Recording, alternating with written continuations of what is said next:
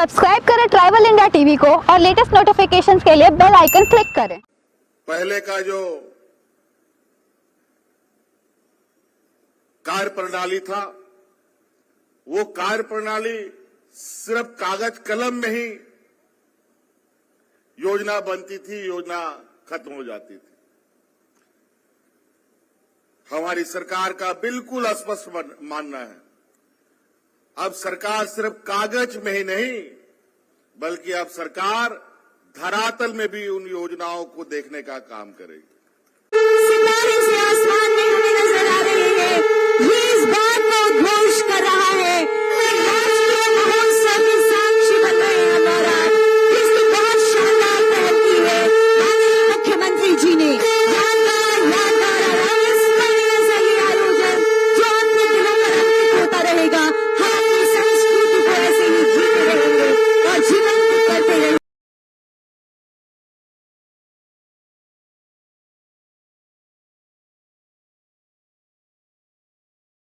आग्रह करना चाहूंगी आदरणीय माननीय मुख्यमंत्री महोदय एवं समस्त विशिष्ट अतिथिगणों से कि दीप प्रज्वलित कर इस राजकीय शिवंशीधर महोत्सव का विधिवत शुभारंभ करने की कृपा की जाए। धार्मिक और सांस्कृतिक विरासत को हमें संभाल कर रखना है, उसे और आगे बढ़ाकर लिए चलना है।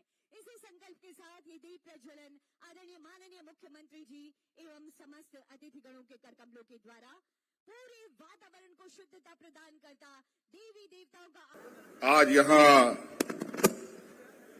बाबा बंशीधर नगर उतारी गोसाई बाग मैदान में बंशीधर नगर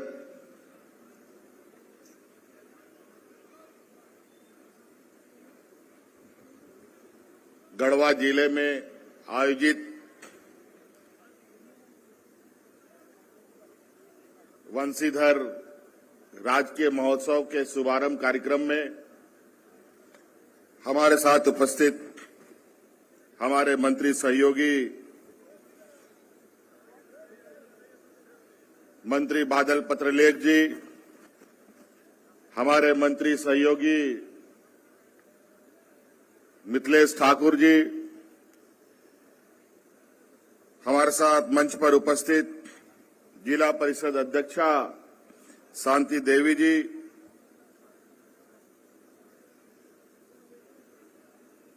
और बंशीधर समिति के अध्यक्ष सह पूर्व विधायक श्री अनंत प्रताप देव जी, जिला के सभी वरीय पदाधिकारीगण और यहां उपस्थित आप सभी हमारे राज्य के गढ़वा जिले के विभिन्न गांवों से आए हुए हमारे ग्रामीण भाइयों, माताएं, बहनें, बड़े बुजुर्ग, आपको आज के इस भव्य कार्यक्रम के आयोजन के शुभारंभ में उपस्थित होने के लिए बहुत बहुत शुभकामनाएं देते हुए आभार प्रकट करता हूं और जोहार करता हूं।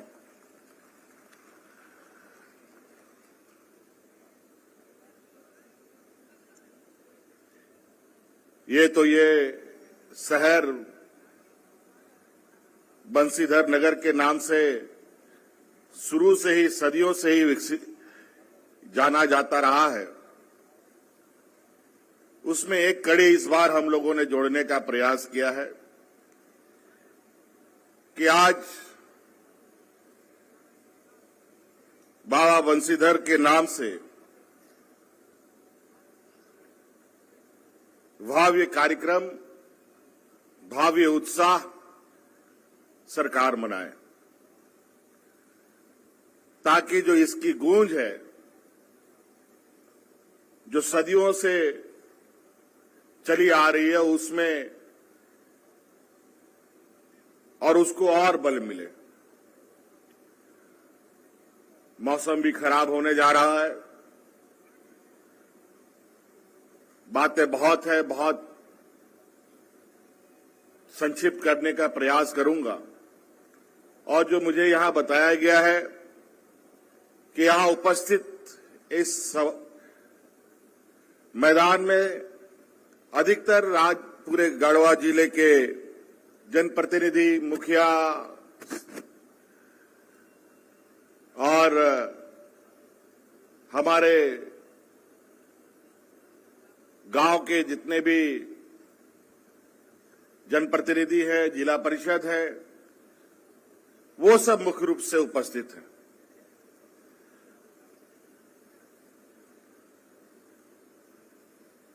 और कहीं न कहीं आप जनप्रतिनिधियों की भी, जिन लोगों ने आप सबको चुना है, आपके प्रति भी उनकी एक आशा भरी निगाहें टिकी होंगी, जिस आशा के साथ आपको लोगों ने वोट दिया है। मुझे यहां जिला प्रशासन के तरफ से एक किताब छपवाया गया है, झारखंड सरकार द्वारा संचालित योजनाओं की विवरणी। ये किताब है गढ़वा जिले का। अभी मैं जिला उपायुक्त से बात कर रहा था, तो सरकार कौन कौन सी योजना चला रही है, कौन कौन सी योजना नहीं चला रही है, कैसे चलाना है, क्या नहीं चलना है, किन पंचायतों में क्या चल रहा है, उनकी पूरी विवरणी इसमें। और अभी हमने ये कहा है कि ये किताबें, इस किताब को इस राज्य के हर जनप्रतिनिधि के घर में पहुंच जाना चाहिए और उसको पता चलना चाहिए कि सरकार क्या काम कर रही है। क्योंकि पहले का जो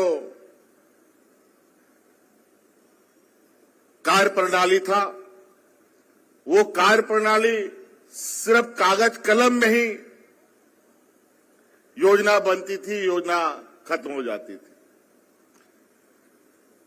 हमारी सरकार का बिल्कुल स्पष्ट मानना है, अब सरकार सिर्फ कागज में ही नहीं, बल्कि अब सरकार धरातल में भी उन योजनाओं को देखने का काम करेगी। और इसीलिए आपको याद होगा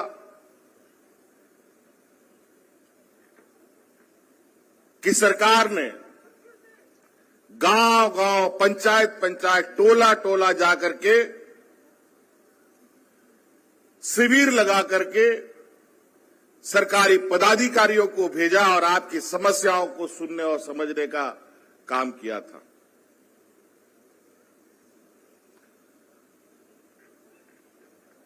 बहुत सारे ऐसे लोग अब आज के दिन में भी गांव में ऐसे हैं जो कभी ब्लॉक कार्यालय नहीं देखा। बीडीओ सीओ से मिलने जुलने का बात तो दूर की बात है, लेकिन हमारी सरकार ने सभी पदाधिकारियों को आपके दरवाजा में जाके खड़ा कर दिया और आपकी समस्या को सुनने के लिए हमने आदेश किया। पहले चरण के इस कैंप के माध्यम से हमने जो ऐतिहासिक निर्णय लिया, जो देश में पहला ये राज्य बना जो इस राज्य के हर बुजुर्ग को हमने पेंशन देने का कानून बनाया, और ये सभी उन कैंपों के माध्यम से हुआ। सभी विधवाओं को पेंशन मिला, सभी विकलांगों को पेंशन देने का कानून बना। आज आप जितने जनप्रतिनिधि हैं यहां बैठे, आप हमको बताइए कि आपके गांव में कोई भी व्यक्ति 60 साल की उम्र का है जिसको पेंशन ना मिलता हो। लेकिन विगत राज अलग हुए 20 साल तक हमारे बूढ़े बुजुर्ग पेंशन पाने के लिए दर बदर भटकते रहे, दलालों का चक्कर काटते रहे, कभी पेंशन नहीं मिला। महिलाएं जो बेचारी विधवा हो जाती हैं, और विधवा होने का कोई समय नहीं होता है, शादी हुआ हो सकता है कि 6 महीने के बाद भी किसी दुर्घटना में पति की जान चली जाए, हो सकता है जीवन भर साथ रहे, लेकिन सरकार के कई नियम उलझन की वजह से सभी विधवाओं को पेंशन नहीं मिलता, लेकिन हमारी सरकार ने ये निर्णय लिया कि इस राज्य में जो भी महिलाएं कभी भी विधवा होंगी उसी दिन से उसको पेंशन देना दिया जाएगा। आखिर उसका जोड़ी तो टूट गया, उसका साथ तो कहीं ना कहीं किसी का देना पड़ेगा।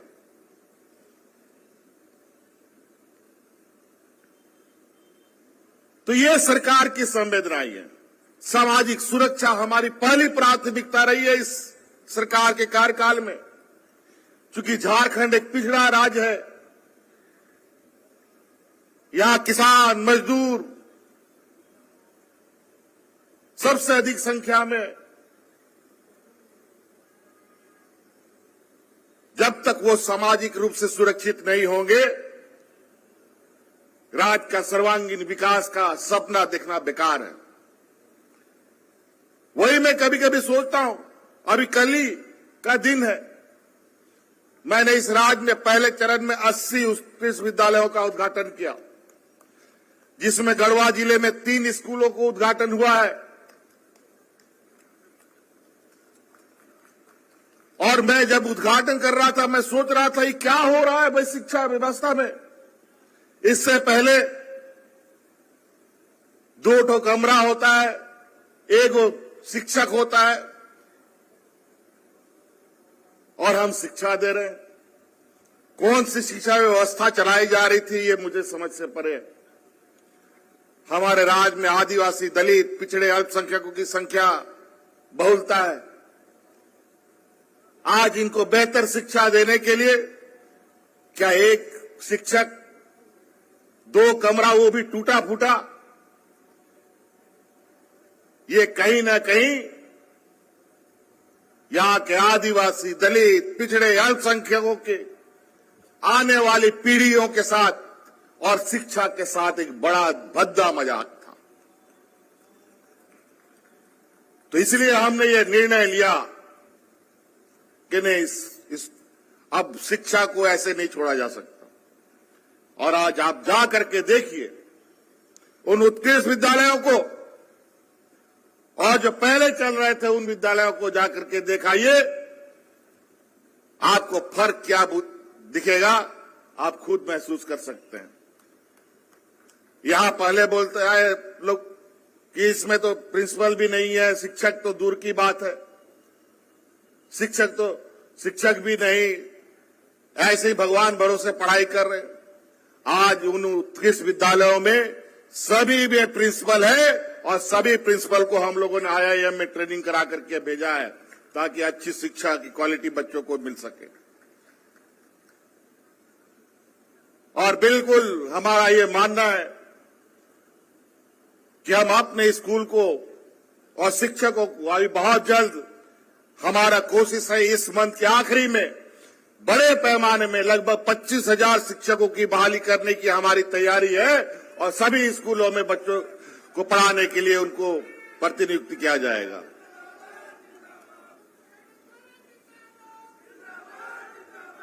अब ये सारी चीजें वैसे नहीं चलेंगी।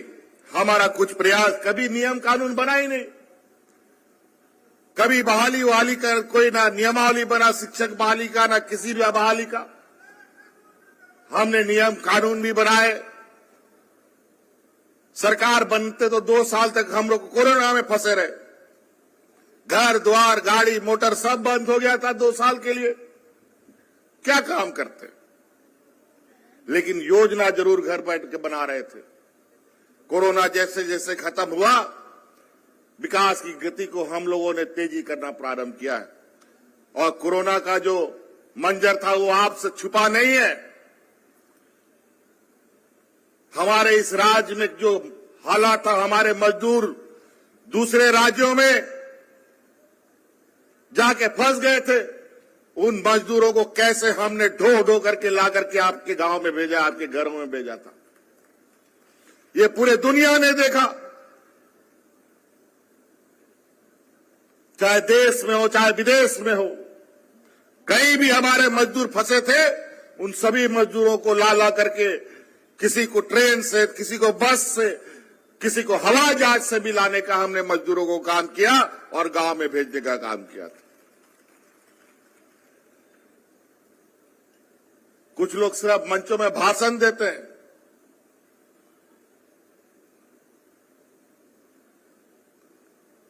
लेकिन करते कुछ नहीं है। वालों को चढ़ाएंगे, लेकिन बेचारे हवाई चप्पल वाले का तो क्या दुर्गंजन हो गया, वो देश दुनिया देख रहा है।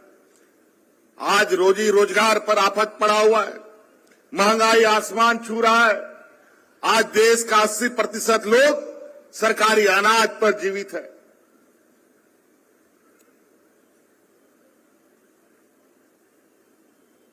आज ऐसी स्थिति में हमने बड़ी तेजी से ग्रामीण अर्थव्यवस्था को मजबूत करने का हम लोगों ने प्रयास किया। इसलिए हर वो योजना को आप देखेंगे कि हमारे गांव के किसान मजदूर कैसे अपने आप को अपने पैरों पर खड़ा हो सकते हैं। बिरसा हरित ग्राम योजना का नाम ले। आज बिरसा हरित ग्राम योजना के माध्यम से अनेक किसानों ने अपने खेतों में फलदार वृक्ष लगा करके उसका लाभ उनको मिलना शुरू हो गया। बिरसा हरित ग्राम योजना के तहत आप अपने रैयती जमीन में तो फलदार वृक्ष लगा ही सकते हैं। अगर आपके पास जमीन नहीं है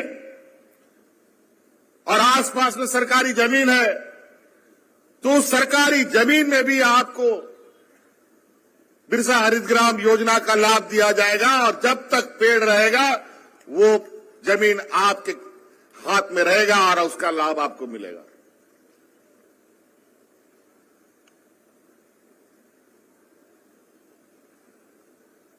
तो कई ऐसी चीजें हैं, हमारे आने वाली पीढ़ी की सुरक्षा, हमारी सामाजिक ताना बाना की सुरक्षा। आज बाबा बंशीधर को हम लोगों ने राजकीय महोत्सव घोषित किया। ये कोई पहला काम नहीं है कि हम अपने धार्मिक स्थलों को संरक्षण में लगे, लेकिन 20 साल में क्या इन लोगों ने हमारे ना पर्यटन को ध्यान में रखा, ना हमारे धार्मिक स्थलों के विषय में बहुत चिंता की। और क्या चिंता की वो आपके समक्ष है।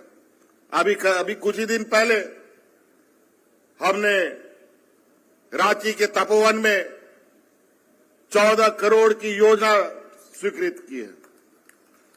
अभी हमारे वहां जमशेदपुर के रास्ते में देवड़ी मंदिर पड़ता है, वहां पर 7 करोड़ की योजना बन के तैयार है, उसका भी आधारशिला आप रखने जा रहे हैं। पूरे राज्य में धार्मिक स्थलों का एक सर्किट बनाने जा रहे हैं, जहां हमारे पर्यटक लोग उस सर्किट के माध्यम से बड़ी तेजी से पूरे राज्य में धार्मिक स्थलों का दर्शन कर सकते हैं। हमारे इधर इटखोरी राजकीय महोत्सव मनाया जाता है, बाबा बैद्यनाथ धाम,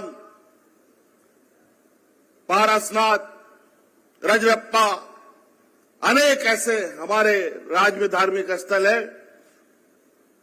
जिन पर हम लोग उनको और कैसे बेहतर और प्रसिद्धि दिलाई जा सकती है, उस पर हम काम कर रहे हैं।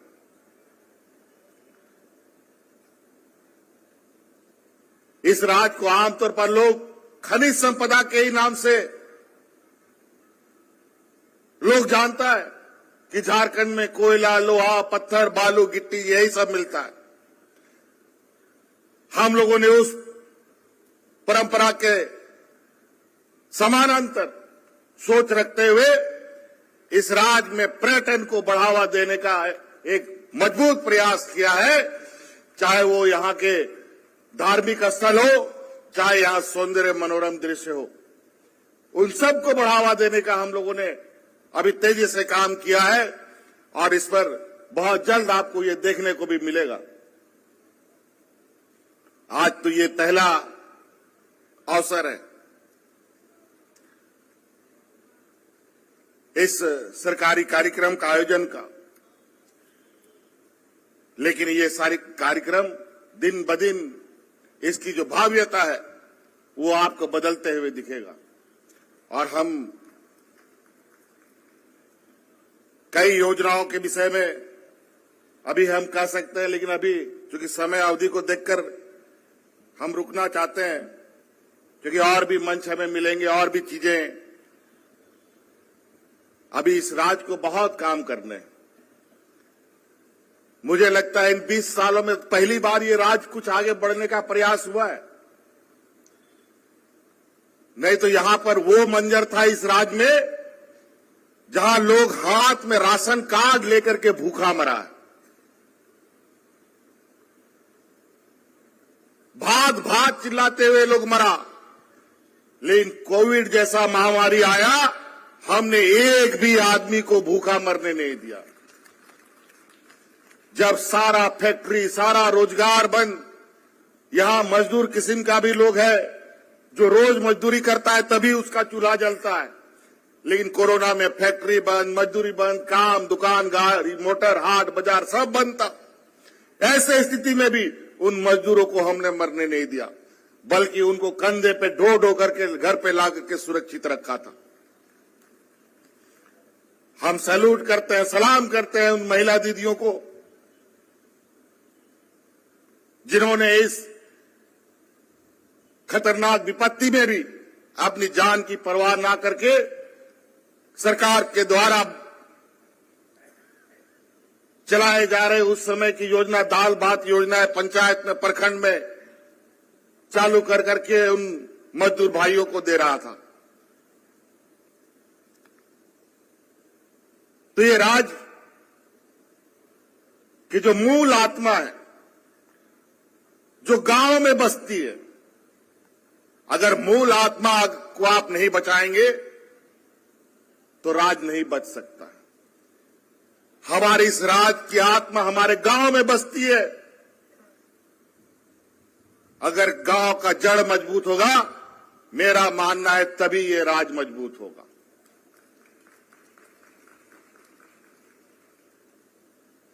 अभी बहुत जल्दी गढ़वा जिला को डेयरी का ये भी हम लोग देने जा रहे हैं, तोहफा देने जा रहे हैं। वो भी बन के तैयार हो गया। आप गौपालन करने का काम शुरू कर दीजिए आज से। सरकार आज आपको गाय, बकरी, मुर्गी सब पालने के लिए 90% के सब्सिडी पर सभी जानवर उपलब्ध करा रही है। आप लोग अभी से शुरू हो जाइए। आपके यहां पर बहुत बड़ा दूध के क्षेत्र में क्रांति आने की तैयारी हो रही है और सरकार को आप दूध बेचिए।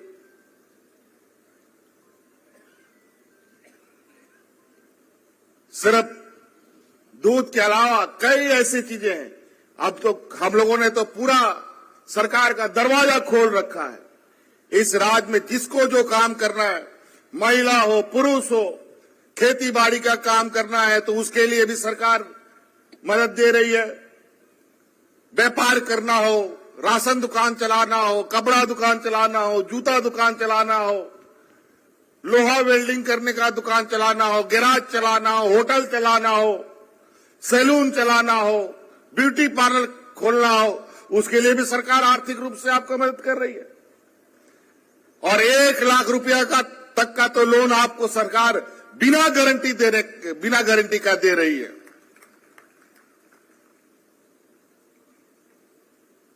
जाके 1 लाख रुपए बिना गारंटी का बैंक से हमको ला करके एक कोई लोन ला के दिखा दो तो।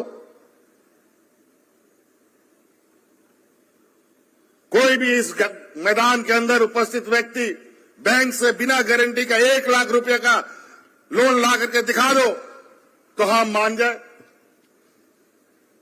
यही तो दुर्भाग्य है इस राज्य का। इस राज्य का 50% से अधिक जनसंख्या को बैंक बिल्कुल मदद नहीं करती है और रही 50% से वाले लोगों को थोड़ा बहुत लोन मुहैया होता है।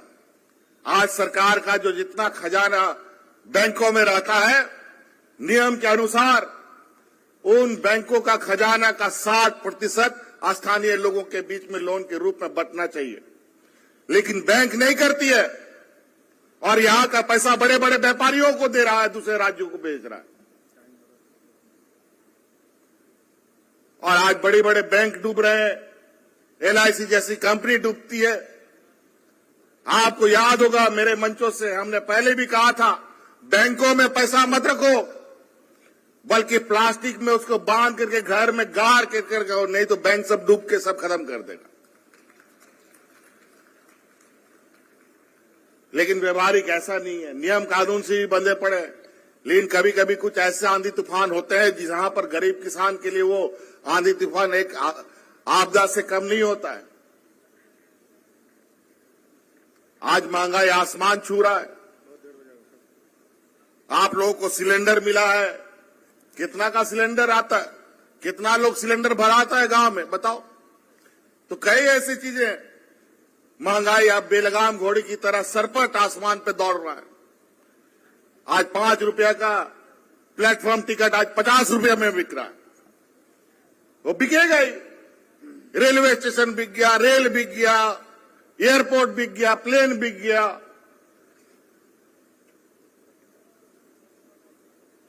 ये तो सब व्यापारियों के हाथ में चला गया। महंगाई तो होना है। इसीलिए हम लोग अपनी परंपरा, अपनी संस्कृति, सभ्यता को मजबूत करेंगे, अपनी जड़ को मजबूत करेंगे, तो देश दुनिया में जितना तूफान आ जाए कुछ नहीं बिगाड़ सकता। तो इसलिए मुझे अब समय का भी बुलाहट आ रहा है। बहुत नहीं कहते हुए आप सभी जनप्रतिनिधियों से मेरा आग्रह है, आपकी जिम्मेवारी पार्टी लाइन से अलग हटके है। हमारी जिम्मेवारी पार्टी लाइन से अलग हटके है। जिन लोगों ने हमें वोट नहीं दिया वो भी इस योजना का लाभ ले रहे हैं, और जिन लोगों ने वोट दिया वो भी लाभ ले रहे हैं। आप लोगों से आग्रह है, हमारा गांव देहात का लोग बहुत सीधा साधा है, उसको पता नहीं है कि सरकार क्या उनके लिए बनाती है नहीं बनाती है, और जो भी उनको पता चलता है उसमें ठग लोग घुस जाता है। उन ठगों से हमारे गांव के लोगों को बचाइए और सरकार के द्वारा बनाई गई इस किताब को ले जाइए और पढ़िए, समझिए। हमने तो कहा है सभी जनप्रतिनिधियों को ये किताब पहुंचनी चाहिए और इस राज्य के सभी स्कूलों में भी पहुंचे, ताकि 10th 12th के बच्चे इसको पढ़ करके अपने घर में अपने माँ बाप को दिखा सके, समझा सके कि क्या काम हो रहा है। इसलिए बहुत बहुत धन्यवाद आज के इस कार्यक्रम में आप सब लोगों की उपस्थिति के लिए।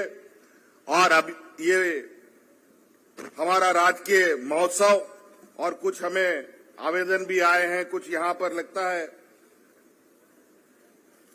पिछला बार तो काम धाम सब कोई सिर्फ बंद कमरे में होता था, तो किसी को पता ही नहीं चलता था कि वो काम का असर जमीनी स्तर पर क्या होगा। और आज ये बंसीधर नगर उटारी, तरह तरह का विवाद में चीजों को फंसा के रखा है। यहां लोग चाहते कुछ है, नोटिफिकेशन निकलता कुछ और है, और लोगों में आपस में विवाद करा देता है। और कुछ लोगों का ये आदत है कि लोगों को आपस में लड़वाओ ताकि उनकी अपनी राजनीतिक रोटी पकते रहे। और जहां लोग मिल बांट करके रहते हैं वहां इन लोग का पैर नहीं टिकता, लोग वहां से उसको भगा देता है। मुझे जो यहां पर कुछ आवेदन आए हैं, उसी आवेदन से मैं ये महसूस कर पा रहा हूं कि यहां के लोग क्या चाहते कुछ और है, वहां से कानून कुछ और बन जाता है। यहां पर नगर उटारी, बंसीधर नगर उटारी, तरह तरह की बातें आई है। मैं आपको आश्वस्त करता हूं, मैं आपकी इन शिकायत को लेके जा रहा हूं, और जो इस बंसीधर नगर के भावना के साथ उस आदेश को फिर से ठीक किया जाएगा और आपके अनुरूप पुनः नोटिफिकेशन जारी किया जाएगा। बहुत बहुत धन्यवाद, सबको जोहार।